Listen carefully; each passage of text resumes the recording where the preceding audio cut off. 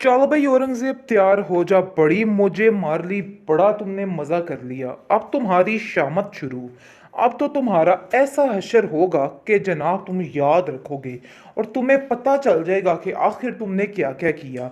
बड़ा खताएं कर ली, बड़ी ही तुमने टशन कर लिए, लेकिन अब तुम्हें नहीं छोड़ने वाला है कोई।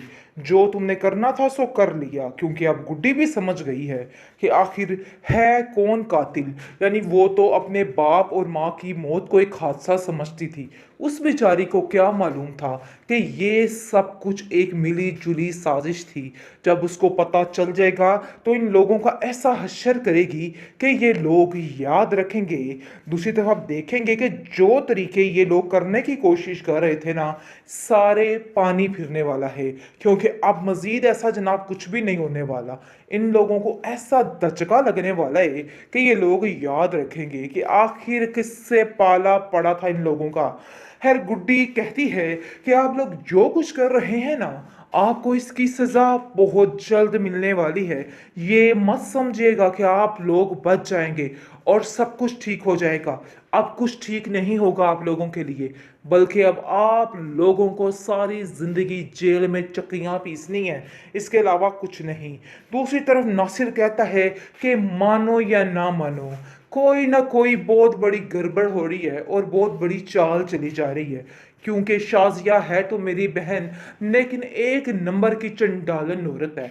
कुछ भी कर सकती है, कुछ भी हो सकता है। इसलिए हमें फौरन से फौरन पुलिस लेके वहां पे छापा मारना चाहिए, ताकि इन लोगों का पोल खुल के सामने आ जाए और सारी हकीकत खुल जाए। क्योंकि ये लोग बड़ी चालाकी के साथ, बड़ी खामोशी के साथ ये सब कुछ करने की कोशिश कर रहे थे, लेकिन इनको क्या पता था कि इन लोगों पर कड़ी नजर रखी जा रही है और ये लोग कैमरे की जद में हैं कि आखिर हो क्या रहा है। आप देखेंगे कि जब देखें ये बच्चा, यानी कि फातिमा का बेटा बैठा रहता है औरंगजेब की टो में कि आखिर इनके घर चल क्या रहा है, सारा माजरा देखता रहता है। बहुत परेशानी बढ़ चुकी है औरंगजेब की, क्योंकि वो जानता है कि अगर ये लड़की इस बात के लिए राजी ना हुई तो उसकी जिंदगी कितनी मुश्किल हो सकती है। बहरहाल काफी परेशानी का आलम है, लेकिन फिर भी इन लोगों की ये हरकतें, ये लोग बाज नहीं आ रहे हैं, अपने ही धुन में लगे हुए हैं। और शाजिया है कि अपने आप को गलत कहने का जिक्र तक नहीं कर रही, और उसको ऐसा लग रहा है कि जैसे वो ही बेचारी दुनिया की सच्ची तरीन औरत है और उसके साथ ही ज्यादती की जा रही है और बेचारी के पीछे क्या क्या किया जा रहा है। इसलिए वो कहती है कि देखिए, मैं तो सारी जिंदगी तरसती रही इन चीज़ों के लिए, लेकिन अब ऐसा नहीं होगा। मुझे अब अपनी मर्जी करनी है और जो कुछ मैं करना चाहती हूँ मैं वो करके रहूंगी, क्योंकि अब मैं जानती हूँ कि मुझे क्या करना है। ये लोग चाहे जो मर्जी करें, आज मेरे रास्ते में अगर मेरा भाई भी आ जाए ना, तो मैं उसको भी ठोकर लगा दूंगी और उसका भी ऐसा हश्र करूंगी कि वो याद रखेगा। मैं नासिर को इस बात के लिए कभी माफ नहीं करूंगी।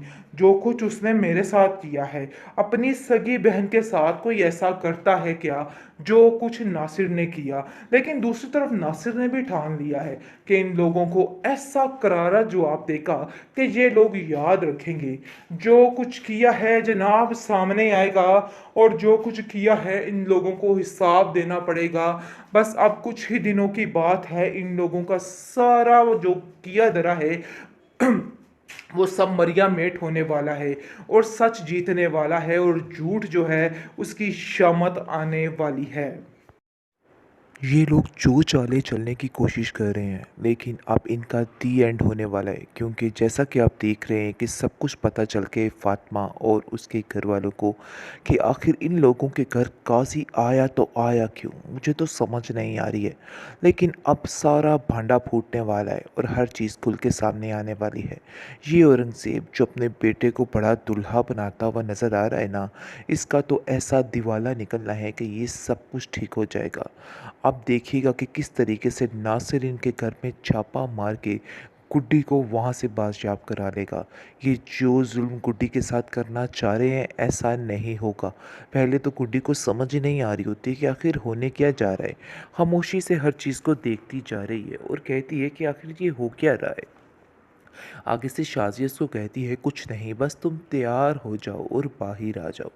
जैसे ही आके ये सारा माजरा देखती है तो वो हक्की बक्की रह जाती है और कहती है कि आखिर आप लोग मेरे साथ ऐसा कैसे कर सकते हैं। आप ऐसा नहीं कर सकते हैं। ये सरासर ज़्यादती है। जिस पर औरंगज़ेब गुस्से में आ जाता है और कहता है कि ख़बरदार, आइंदा से तुमने इस तरह ऊंची आवाज़ में बात की। तुमने जो करना था कर लिया, लेकिन अब हमारी मर्ज़ी चलेगी। अहमद जो है शदीद गुस्से में होता है क्योंकि वो ये सब कुछ नहीं चाहता।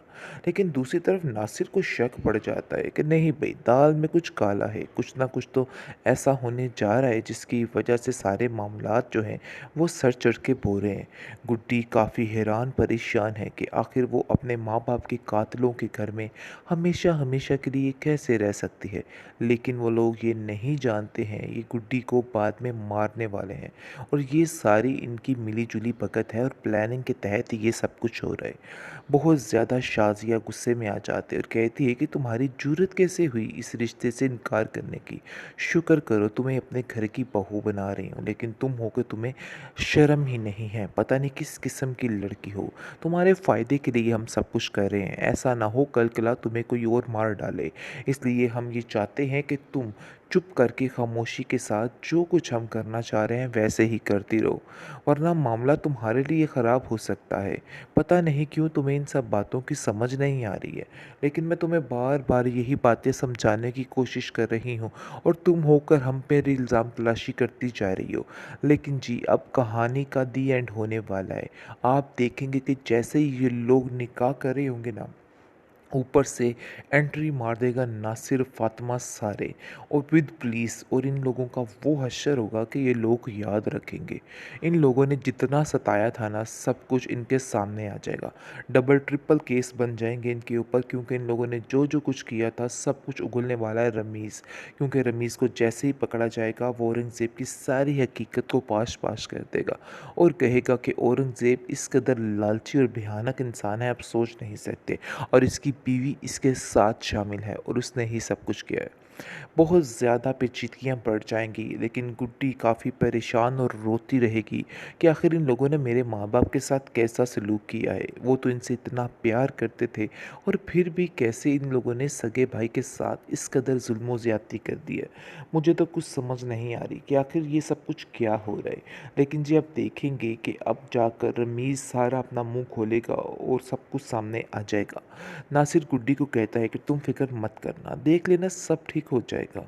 अब सब कुछ खुलकर सामने आ चुका है और तुम्हें फ़िक्र करने की कोई भी ज़रूरत नहीं है।